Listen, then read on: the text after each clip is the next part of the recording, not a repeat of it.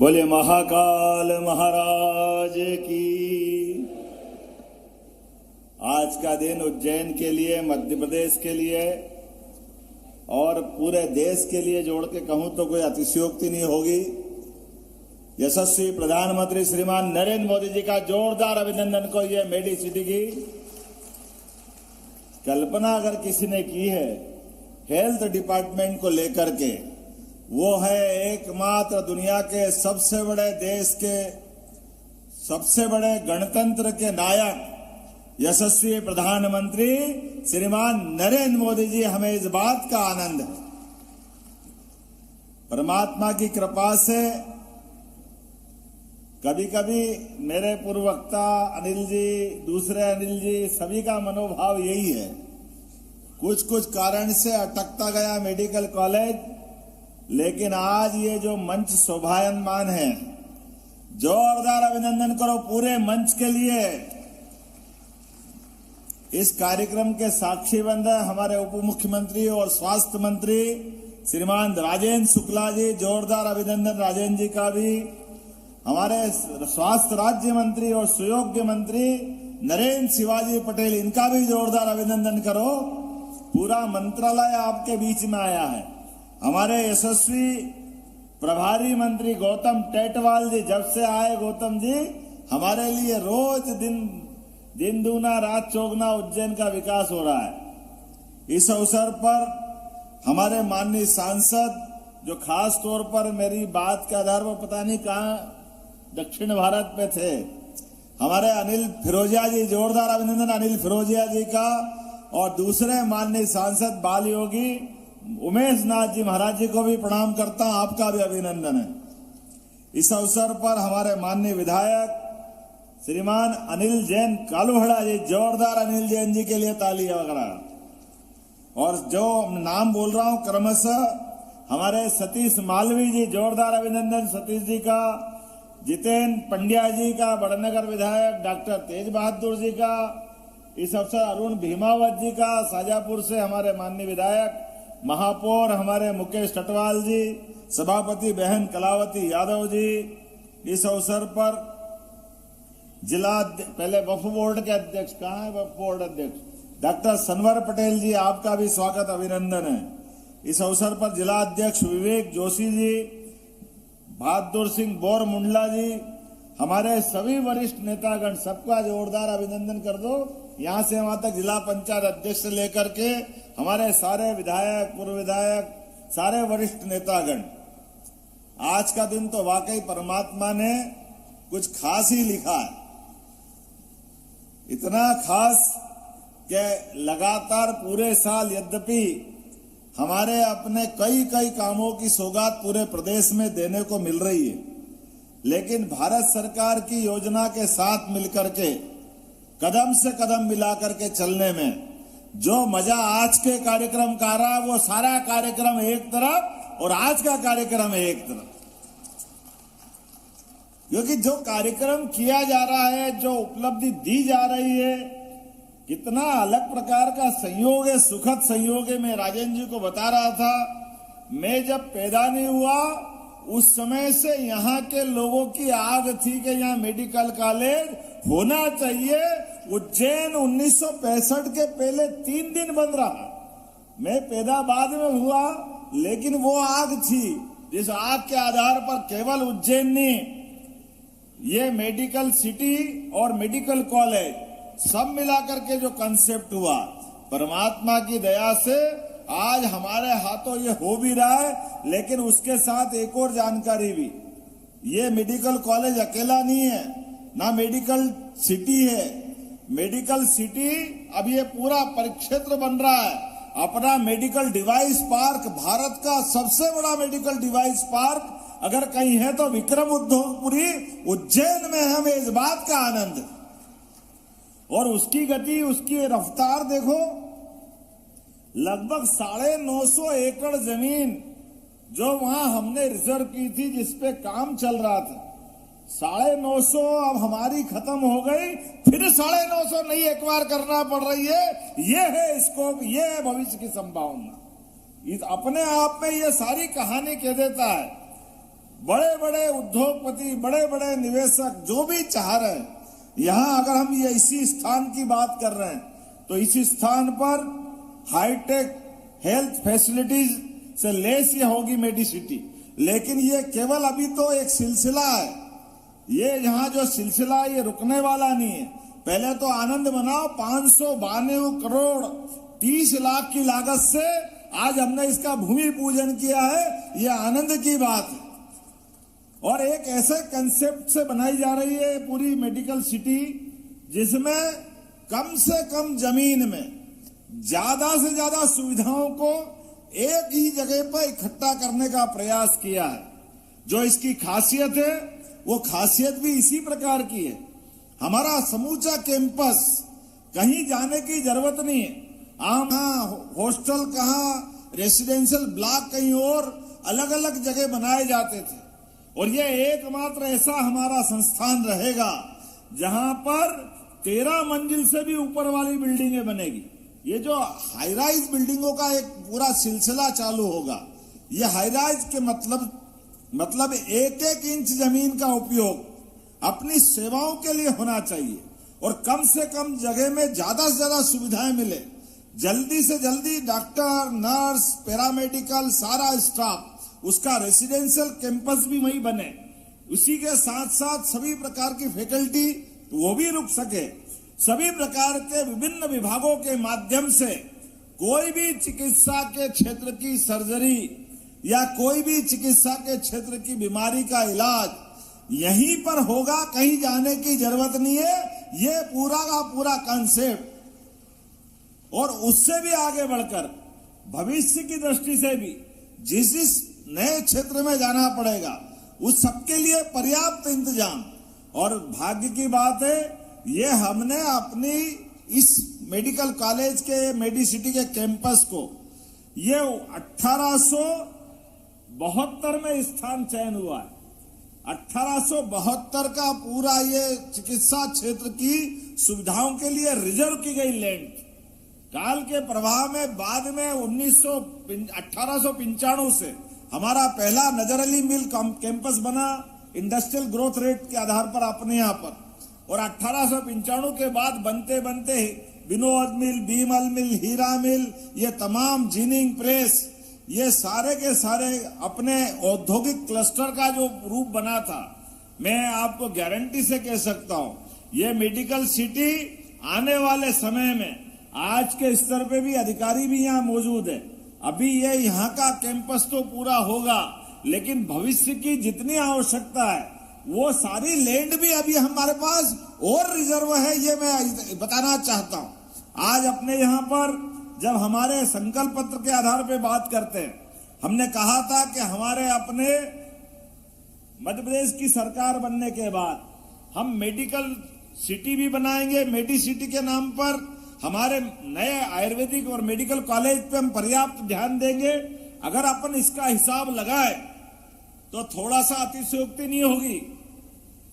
आजादी के बाद मध्य प्रदेश के गठन में 1956 से लगाकर हमारे 2003-04 तक कुल 5 मेडिकल कॉलेज इस मध्य प्रदेश की धरती पे थे। छठा रायपुर है, लेकिन वो रायपुर अलग हो गया था तब तक।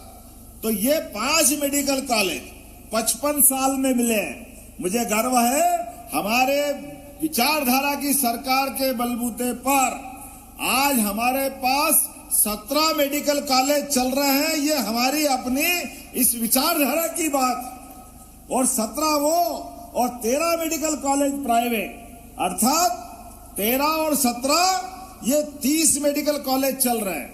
लेकिन अभी आपको और आधी बात बताई, आधी बताना बाकी है। हमारे पास लगभग 20 साल में 12 मेडिकल कॉलेज बना रहे हैं। हमने वर्तमान में यशस्वी प्रधानमंत्री के नेतृत्व में केवल सरकार ही सब कुछ करेगी ऐसा नहीं है, सरकार के साथ समाज का भी सहकार होना चाहिए।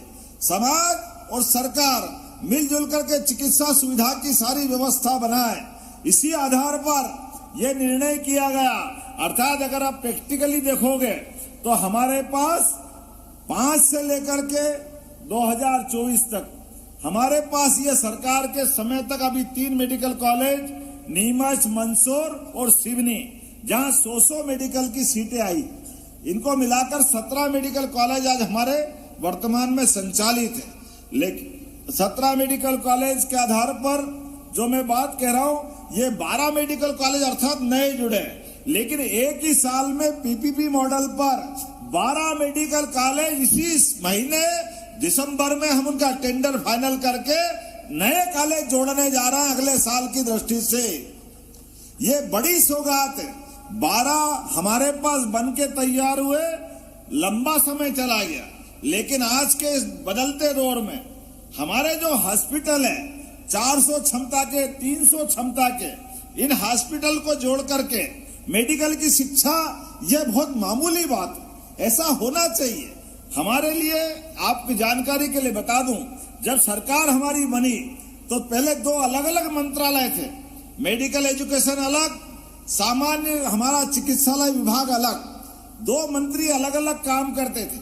आने के बाद हमने सबसे पहले काम ये किया, 2 अलग अलग नहीं रहना चाहिए, एक ही रहना चाहिए, और एक बनाने का काम किया। और एक की जवाबदारी राजेंद्र हमारे शुक्ला जी को दी है, जो डिप्टी सीएम हमारे पास।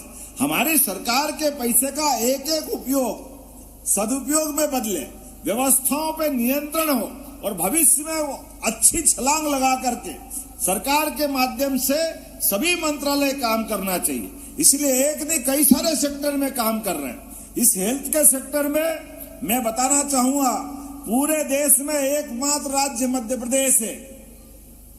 बड़े लोग, हम पहले कभी टीवी में देखते थे कि कोई मेडिकल का बीमार हो जाए तो उसको एयर एम्बुलेंस से लिफ्ट कराते हैं, हेलीकॉप्टर की एयर एम्बुलेंस से ले जाते हैं। हमारे पास इतने बड़े देश के अंदर जब यशस्वी प्रधानमंत्री ने आयुष्मान योजना लागू की है, तो मुझे इस बात की प्रसन्नता है, 3 महीने से भी कम समय में हमने एयर एम्बुलेंस की सुविधा देने का काम किया है मध्य प्रदेश की धरती के ऊपर। पहली बार जो लगातार सिलसिला चल रहा है, नजदीक में कोई हवाई पट्टी हो, एयरपोर्ट हो, हवाई अड्डा हो, तो हमारे विमान वहां जाकर के व्यक्ति को लिफ्ट करने कर जहां उसकी बीमारी अच्छी हो सकती है वहां पहुंचाएंगे। हमारे रीवा में तो 24 घंटे एयर एम्बुलेंस का अब काम होने लगा है, क्योंकि वहां नाइट लैंडिंग चालू हो गई।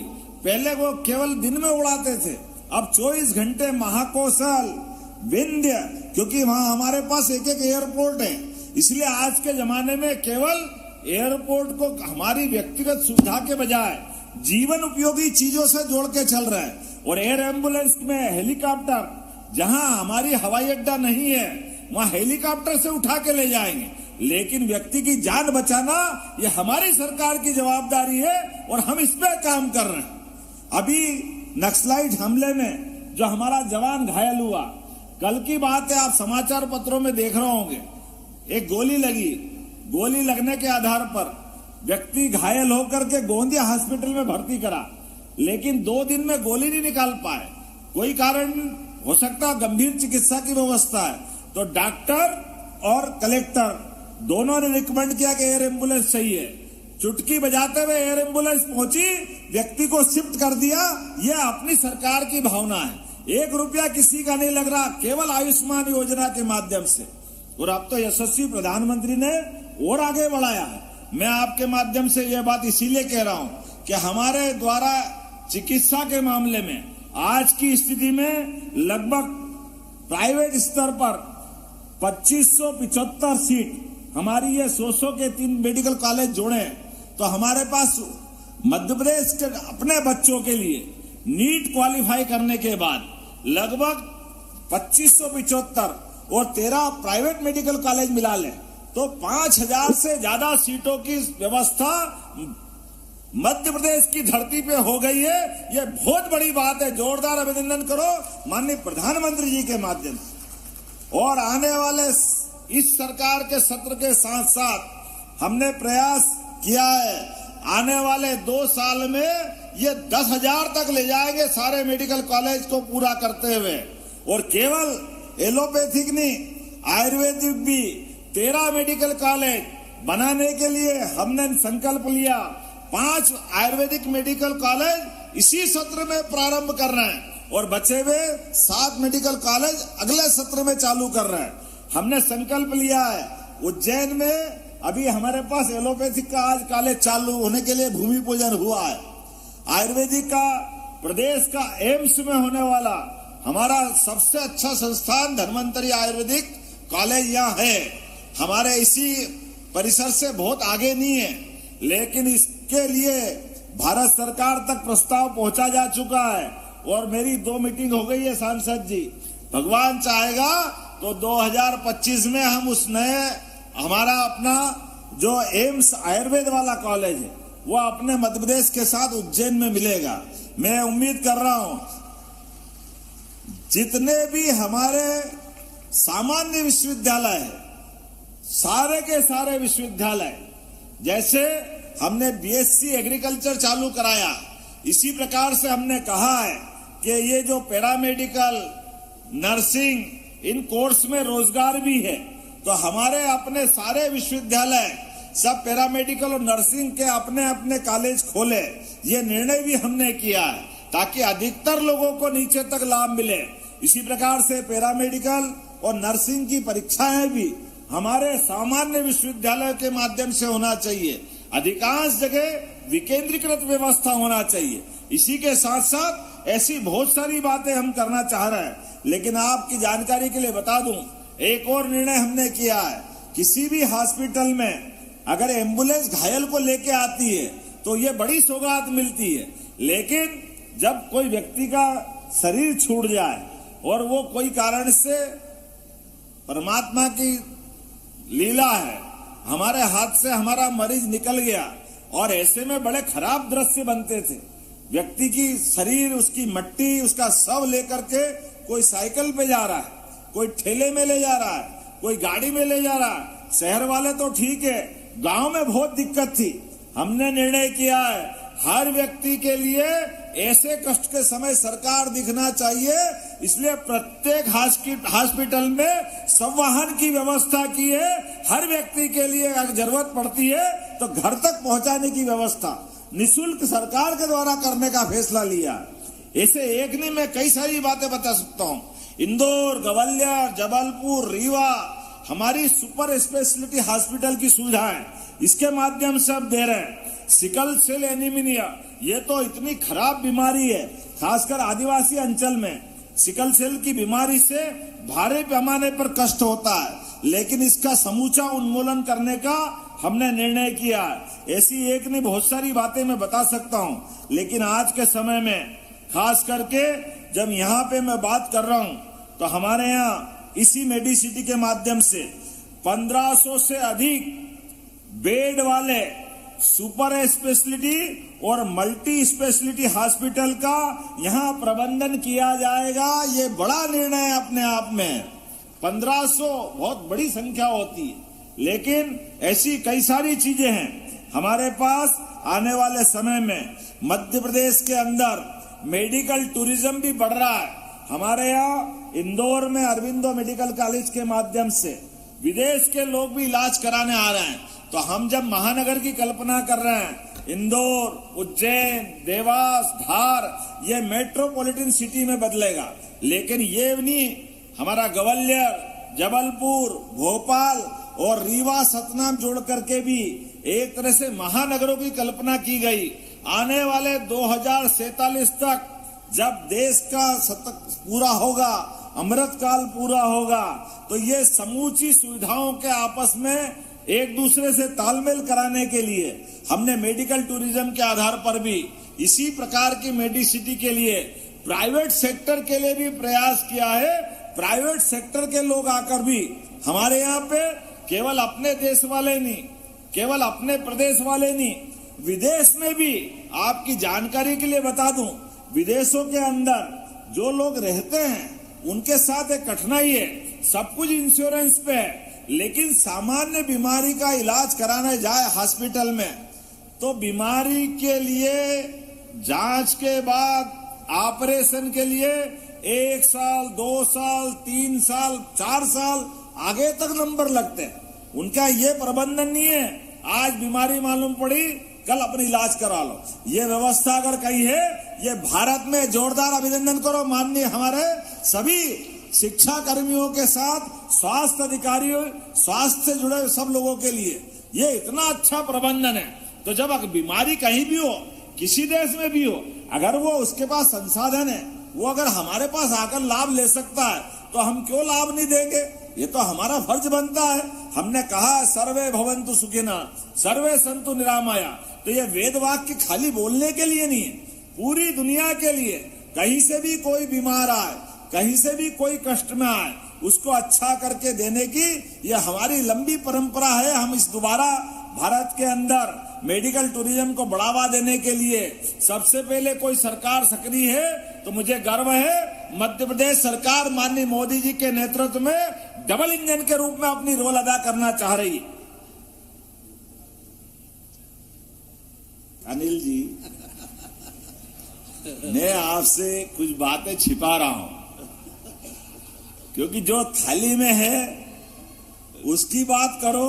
अभी जो नहीं है, मालूम पड़ा थाली में सब्जी पूड़ी, तो इसका आनंद लो। कल लड्डू वाफले मांग रहे हो, वो भी मिलेंगे, चिंता मत करो।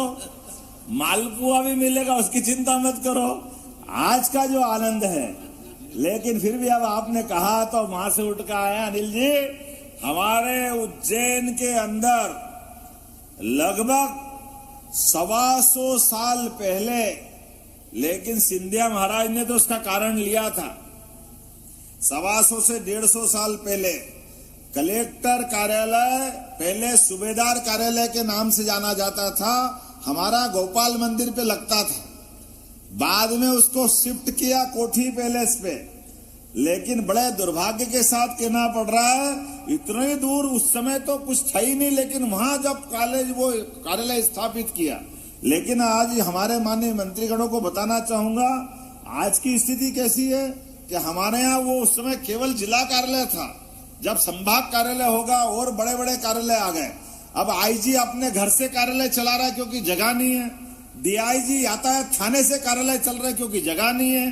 कलेक्टर 2.5 किलोमीटर दूर बैठते हैं, एसपी फ्रीगंज में बैठते हैं। ये जो अलग अलग बैठते हैं, और हमारे लिए तो और आनंद की बात है, जब धर्मस्व का संचालनालय भोपाल से चल करके वो भी उज्जैन में आ गया है। पूरे प्रदेश के धर्म स्थानों के लिए भी अगर प्रबंधन करने की व्यवस्था रहेगी तो उज्जैन में रहेगी। ऐसे में हमने योजना बनाई है, फ्रीगंज के अंदर हमारा पुलिस कंट्रोल रूम के सामने पुराना माधवनगर थाने वाली जगह पर नया कलेक्टर कार्यालय बनाने वाले हैं। इसके संबंध में सारी प्रोसेस कर दी है। हमारा 150 साल लग गया एवरेज रूप से तो पूरे शहर में आने का कलेक्टर कार्यालय का। लेकिन इन सारी सौगातों के पीछे बहुत सारी बात है। एक बार में मत वसूलो, अब आप पधारो, मेरे को दूसरी बात भी करना है। आज के इस अवसर पर, चूंकि ठंड का टाइम है, अब हेलीकॉप्टर उड़ नहीं पाएगा, आने वाले समय के लिए भी बहुत सारी बातें रख रहा हूं। लेकिन ये बात हमारे को याद है कि हमारे यहाँ आयुर्वेदिक का कॉलेज है, एलोपैथिक का कॉलेज है, ये डॉक्टर तेज बहादुर होम्योपैथिक के कॉलेज वाले हैं। इनका आग्रह है कि वो भी आना चाहिए उज्जैन में। मेडिसिटी बना रहो तो मैं यही घोषणा करता हूं, हमारा होम्योपैथिक कॉलेज भी उज्जैन में खोला जाएगा। इसके दृष्टि से ये मेडिसिटी का ही पार्ट है। डॉक्टर साहब, मैं एक बात करके अलग से नहीं कर रहा हूं, लेकिन इसको जोड़ करके उज्जैन में हमारा इस प्रकार से ये बड़ा काम होगा। आज मैं बातें तो बहुत सारी कर सकता था, लेकिन समय की थोड़ी कमी है। आने वाले समय में हम सब जानते हैं, पहला सुख निरोगी काया, इसलिए आज अपनी ये जो सुविधा दी जा रही है, कोशिश कर रहे हैं। जैसा हमारे विभाग के मंत्री जी ने कहा है कि सिमस्त 2028 में, लेकिन ये प्रयास रहेगा किसी भी हालत में सिमस्त के पहले ये पूरा कैंपस बनकर के चलायमान हो जाए। इस संकल्प के साथ एक बार फिर इस पूरी सौगात की बधाई देता हूं। बहुत बहुत धन्यवाद। भारत माता की। बहुत बहुत धन्यवाद माननीय मुख्यमंत्री जी। 592 करोड़ से ज्यादा की लागत से आपने एक बड़ी सौगात, जोरदार तालियां बजाए। एक दूरदर्शी नवाचार उन्मुख मुख्यमंत्री हम सबको मिले हैं, अपने नवाचार के लिए जाने जाते हैं। अब हित लाभ तो ये सीधी तस्वीरें आपको उज्जैन से दिखा रहे थे, जहां पर मेडी सिटी की सौगात मुख्यमंत्री की ओर से दी गई है और इसी उपलक्ष्य में मुख्यमंत्री ने मध्य प्रदेश वासियों को संबोधित भी किया है।